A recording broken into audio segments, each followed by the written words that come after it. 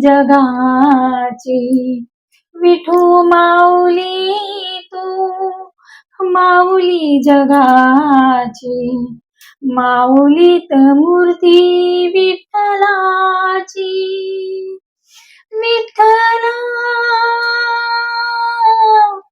माय बापा, विठू माऊली तू माऊली जगाची, माऊलीत मूर्ती विठ्ठलाची, पांडुरंग पांडुरंग विठू माऊली तू, पांडुरंग पांडुरंग विठू माऊली तू, पांडुरंग पांडुरंग विठू माऊली तू.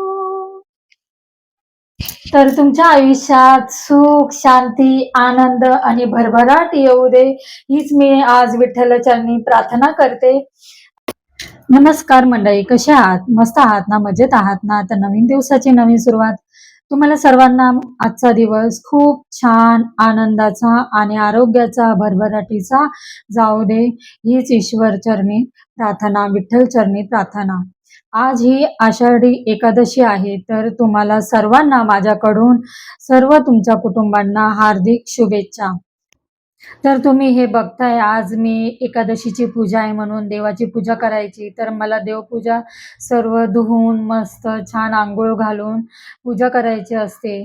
तर मला झोपच येत नव्हती, त्यामुळे मी आज सकाळी लवकर उठले आणि छानपैकी असे देव धुवून वगैरे स्वच्छ केले. असे देव सणांच्या दिवशी किंवा मंगळवारी, शुक्रवारी असे पूर्ण स्वच्छ करून पूजा केली तर आपल्याला पण आपले छान वाटते आणि मन प्रसन्न वाटतं. त्याच्यामुळे असे मी पूजा काढून सर्व धुवून वगैरे करतच असते. त्यानंतर मी पहिली दारात रांगोळी काढून घेते. आज पाऊस होता म्हणून मी रांगोळी काढली नाही, पण जसं म्हटल्याप्रमाणे नेहमी सांगत असते की कुठल्याही सणाला किंवा मंगळवार, शुक्रवार असेल तर उंबरठ्याला लेपन मी नेहमी करत जा. आणि लेपन कसं करायचं हे आपल्या व्हिडिओमध्ये मी सर्वस्व सांगितलं आहे. तर आपल्या घरामध्ये खूप त्याने पॉझिटिव्हिटी येते, उंबरठासुद्धा खूप सुंदर दिसतो, रांगोळी पण महत्त्वाची आहे. रांगोळीनं त्यामुळे घरामध्ये जे कोणी व्यक्ती येईल त्याच्याबरोबर त्यांचे विचार येतील, ते पॉझिटिव्हिटी येईल त्यांच्याबरोबर आणि पवित्रता आणि चांगले विचार, चांगल्या गोष्टी त्यांना यायला मदत होते. त्यासाठी नेहमी उंबरठ्यावर रांगोळी काढावी, हळदीचा लेप करावा. तर अशा प्रकारे मस्त मी देव मांडून वगैरे घेतले, छान अशी फुलं वगैरे वाहिली.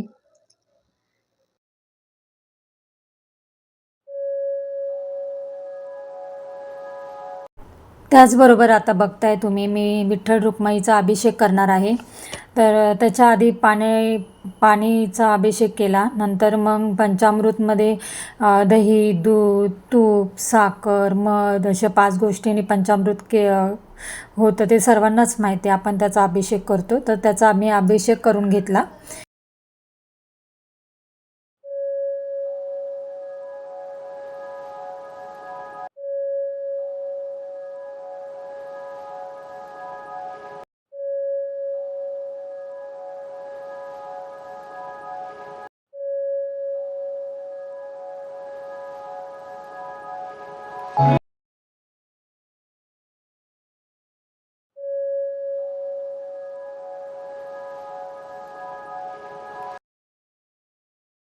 नंतर बघितलं तुम्ही, मी ही विठ्ठल रुक्माईची मूर्ती दुसरी माझ्याकडे होती, ती मी ह्यावर्षी गेले होते मे महिन्यामध्ये. तर मला ही मूर्ती खूप आवडली होती, त्यामुळे मी एकापेक्षा जास्त मूर्ती मी देवाऱ्यात ठेवत नाही, पण मला राहावलंच नाही म्हणून मी ही एक मूर्ती घेऊन आले होते. त्याचबरोबर मी ह्या मूर्तीचं पण, विठ्ठल रुक्माईचं मस्त पाण्याने अभिषेक केला. नंतर मग दही, दुधाने छान त्यांना आंघोळ घातली, अभिषेक केला आणि हळदीच्या पाण्याने पण अभिषेक केला. खूप सुंदर अशी फुलं वाहिली, छान अशी मनोभावे मी पूजा केली. खरंच असं मन भरून येतं पंढरपूरच्या मूर्तीला पाहून.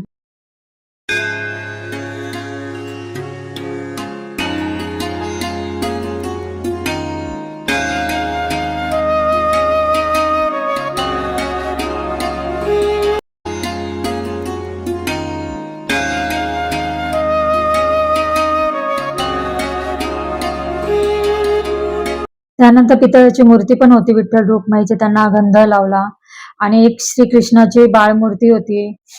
तर बाळ श्रीकृष्ण होतं, त्याला ते वस्त्र वगैरे घातलं मस्तपैकी. कृष्ण विठ्ठल रुक्माईला तुळशीचं अशी बाजूने हार वगैरे असं घातलं मी, सर्व मस्त पूजा केली. छान असं तुळस विठ्ठलाला प्रिय आहे, तर त्याच्या भोवतीने सर्व मी तुळस वाहिली. नंतर मस्त अगरबत्ती वगैरे, फुलं, धूप, दिवे लावून अशी छानशी विठ्ठल रुक्माईची पूजा केली. छान असा विठ्ठलाला अबीर लावला, अबीर प्रिय आहे.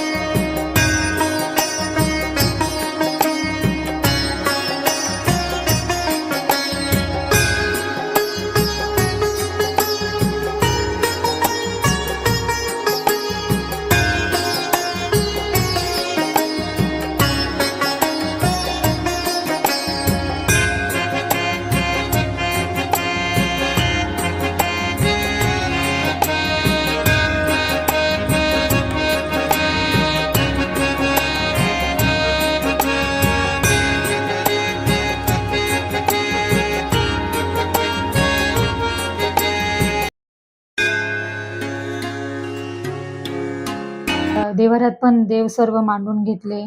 आज गजरा छान भेटला, फुले हार त्यांनी आणली होती. मोगऱ्याचा छान गजरा आणला होता. तर मस्त असे देवाला वाहिले.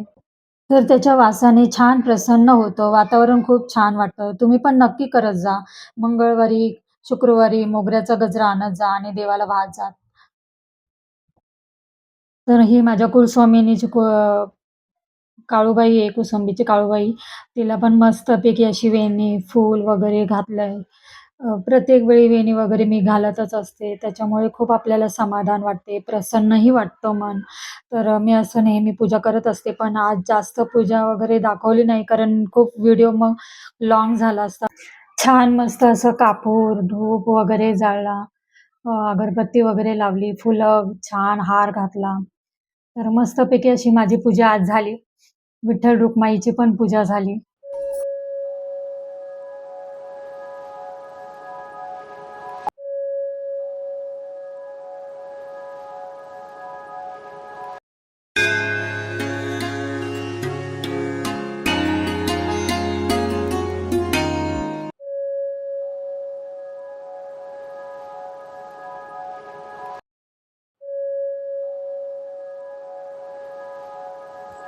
नमस्कार मंडळी, कशा आहात तुम्ही? मस्त आहात ना? मजेत आहात ना? तर नवीन दिवसाची नवीन सुरुवात. तर सर्वप्रथम माझ्या या चॅनलवर तुमचं खूप खूप खूप मी मनापासून स्वागत करते. तर बघितले तुम्ही आज सकाळपासून मी देवपूजा वगैरे सर्व केली. सर्व देवपूजा करताना मला दाखवायला जमलं नाही, कारण व्हिडिओ खूप मोठा झाला असता. तर मला पूजा करताना खूप उशीर होतो, खूप उशीर लागतो मला पूजा करायला. सर्व देव वगैरे साफ करून, स्वच्छ पाण्याने धुवून सर्व सर्व म्हणजे पूजा करायला खूप वेळ लागतो. तर हार वगैरे हे ते फुलांचं खूप सुंदर असं प्रकारे मला करायला छान टाईम लागतो त्या देवपूजा करताना. त्यामुळे मी जास्त काही दाखवलं नाही. तर मी ही विठ्ठलाच्या आज नावाने खूप मस्त असं साडी वगैरे घातली आहे. छानपैकी अशी तयार झाली आहे. तुम्हाला कशी वाटली ही माझी तयारी? कशी दिसते मी? हे मला नक्की कमेंटमध्ये सांगा.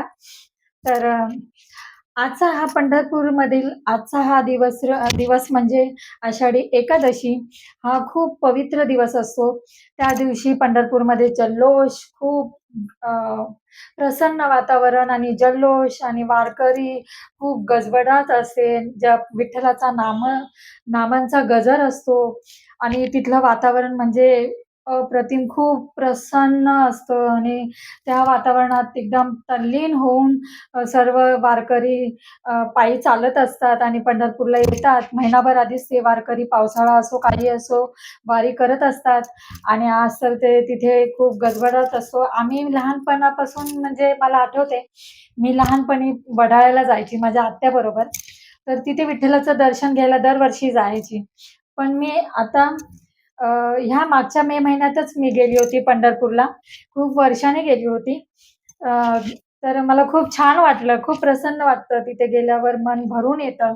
विठ्ठलाची ती मूर्ती बघून खूप छान वाटतं. तर असा हा आजचा दिवस, पवित्र दिवस विठ्ठलाच्या नावाने आज आपण सर्व काही मी तयार झाले. तर त्याच्या आज भजन, कीर्तनाने पंढरपूरला खूप म्हणजे खूप, खूप, खूप छान असं ते जल्लोष असतो आणि भजन, कीर्तनांचा नुसता विठ्ठलांचा नामस्मरण असतं. तर हे सगळ्यांना माहितीच आहे. चला मग मी आज व्हिडिओचा आता इथेच एंड करते. व्हिडिओ आवडला असेल तर लाईक करा, शेअर करा, सबस्क्राईब करा आणि चॅनलवर नवीन असाल तर सबस्क्राईब करायला विसरू नका. छान-छान कमेंट्स करा. तर तोपर्यंत खुश राहा, आनंदी राहा, काळजी घ्या. बाय.